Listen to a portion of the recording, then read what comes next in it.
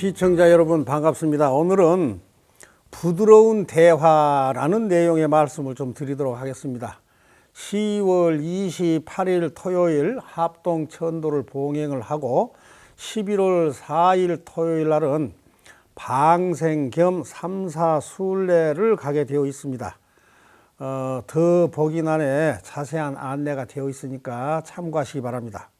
스님은 항상 정신 바짝 차리고 살고 있습니다. 얄팍한 지식과 머리로만 익힌 것을 설법과 일간지 칼럼을 통해서 잘못된 길로 이끌지는 않았는지 매일 자신과의 깊은 대화를 해보면서 살고 있습니다.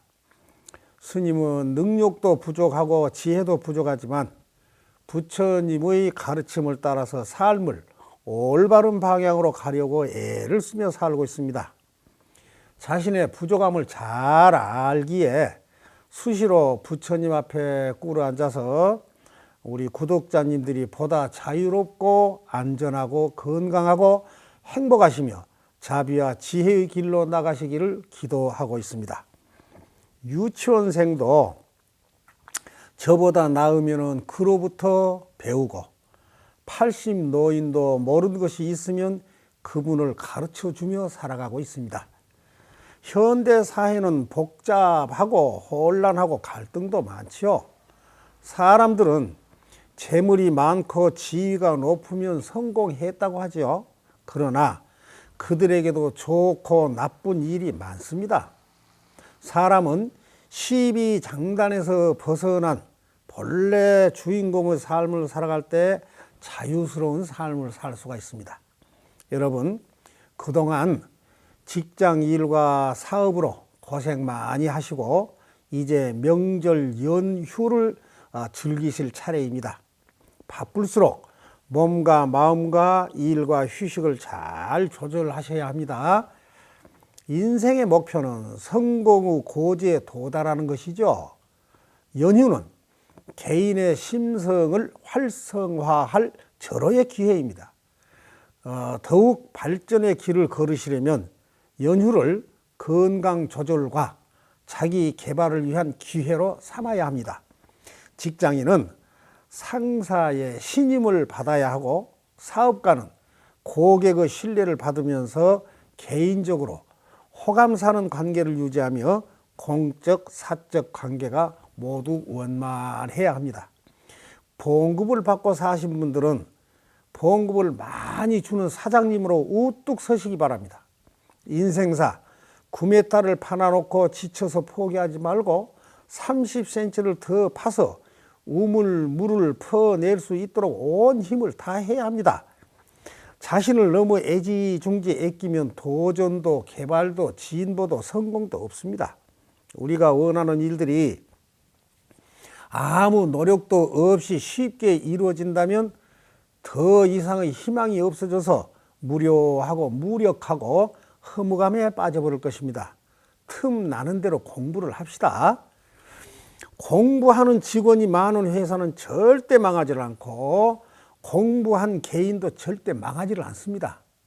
나는 과연 나 자신을 위해서 얼마나 공부를 하고 있나 생각을 한번 해봐야 합니다. 사람들은 졸업과 동시에 책과 담을 쌓는 경우가 많습니다. 졸업 후 몇 년만 지나면 있는 지식 다 빼먹고 머리가 텅 비고 말만 많아집니다. 말이 많고 목소리 큰 사람은 속 좁은 허세입니다. 고요한 물은 깊이 흐르고 깊은 물은 소리가 나지 않듯이 마음이 넓고 깊은 사람은 알아도 모른 척 말수가 없습니다. 자기 분야에 공부를 많이 한 사람은 굶어 죽기는 다 틀린 사람입니다. 공부를 하지 않는 사람은 먹고 살기는 또 다 틀린 사람입니다. 우리는 올해보다 내년에 지위가 향상이 되어야 하고 오늘보다 내일이 더 크게 발전하는 사람이 되고자 열심히 일을 하고 사는 것입니다. 새로운 공부를 하지 않아서 아는 게 고작 옛날 지식밖에 없다면 어떻게 향상적인 삶이 되겠습니까? 저는 요즘 신혼부부 방을 한번 상상을 해봅니다. 각종 전자제품이나 고급 화장대, 고급 화장품, 고급 침대, 고급 승용차는 있어도 서재는 고사하고 책장 하나가 있겠냐는 생각이 많이 듭니다. 책을 읽으면 배우자도 실력이 늘고 자녀들이 본받고 본인도 늠름하고 자상하고 인자하고 당당하게 될 것입니다. 요즘에 직장 생활 괴로움 때문에 극단적인 선택을 하는 사람이 많이 늘고 있습니다. 참 안타깝죠.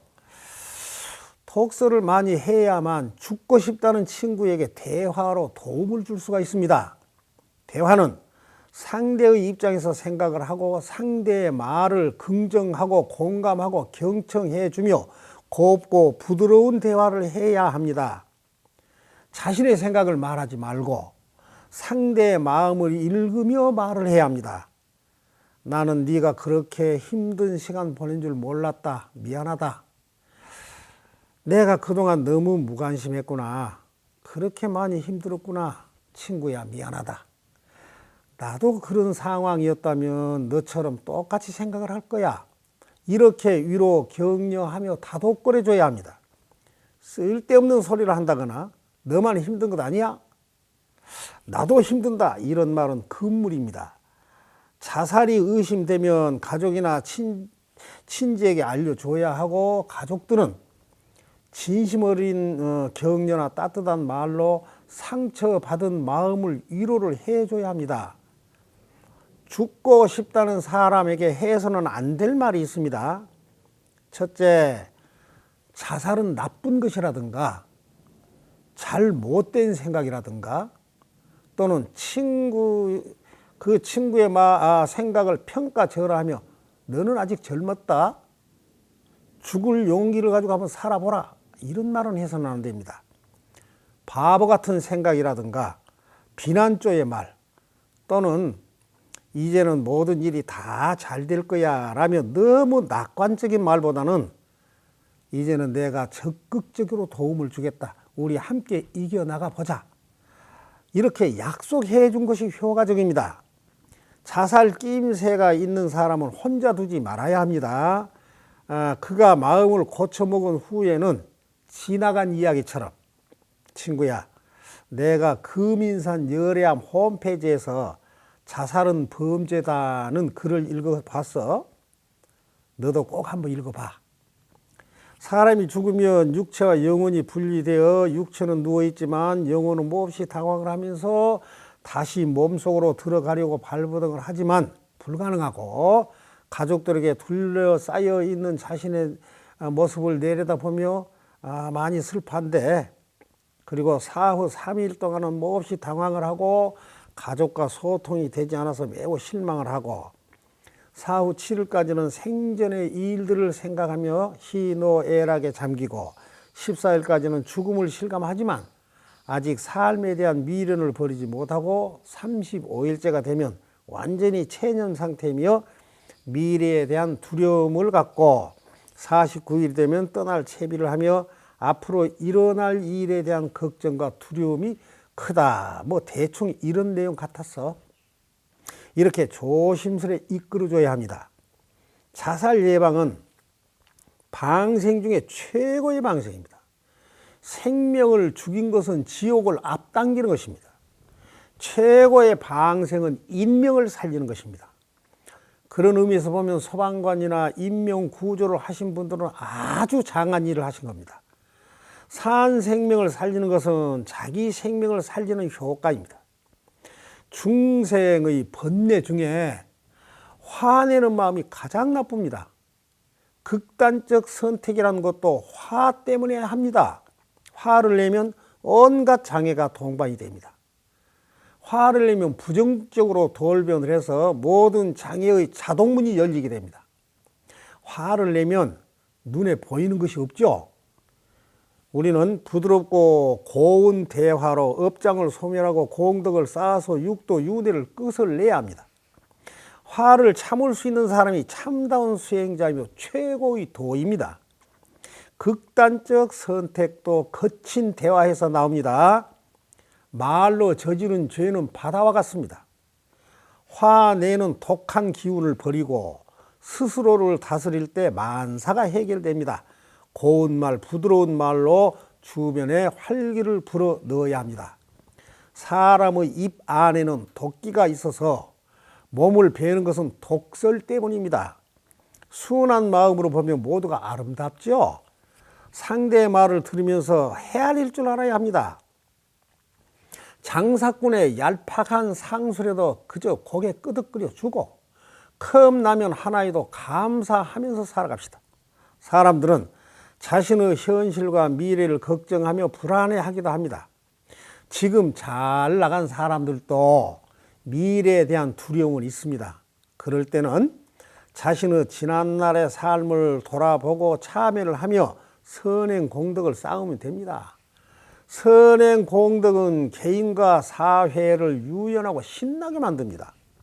내가 행복하려면 나의 주변과 세상이 편안해야 합니다. 우리는 서로가 유기적으로 연결이 되어 있어서 타인의 불행이 곧 나의 불행입니다.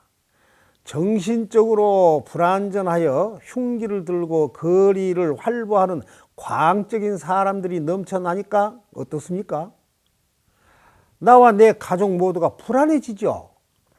중생과 부처님의 근본은 동일합니다. 그러나 중생은 무지에 지배되고 부처님은 지혜와 깨달음으로서 해탈을 한 점이 다릅니다. 믿음 없는 만남은 가까이 있어도 먼 사람 같고 모르는 사람인데 가까워진 것은 믿음이 있기 때문입니다. 우리는 작은 것에 만족하고 큰 것에도 우쭐거리지 말아야 합니다. 중요한 것은 자신의 실수나 부족함을 아는 것입니다. 사람은 서툴면서 성장합니다. 이 몸은 내 것이 아니며 내가 잠깐 빌려서 살고 있는 것입니다. 숨을 들이쉬었다가 내쉬지 못하면 이 몸과 나는 영영 이별을 하게 됩니다. 너무 간단하죠? 불법의 믿음의 물결 따라서 지옥 갈 사람도 극락으로 흘러가며 고단한 삶 속에서 진실이 담겨져 있습니다. 사람은 누구나 큰 능력을 갖고 있기 때문에 고단함을 지혜로 바꿔서 자신을 성장시키는 기회로 만들 수가 있습니다. 고단함은 나를 찾아오는 소중한 손님이며 지혜를 터득할 기회를 주고 떠납니다. 지혜로워집시다. 세상에서 가장 무서운 것이 무엇일까요? 호랑이일까요? 귀신일까요? 아닙니다. 어리석음입니다. 어리석으면 모든 것이 어긋나고 고통을 불러옵니다. 어리석으면 눈이 있어도 보지를 못하고 눈앞이 캄캄해서 갈 길 몰라 헤매입니다. 그러면 모든 일이 어긋나 버립니다. 마음을 너그럽게 씁시다.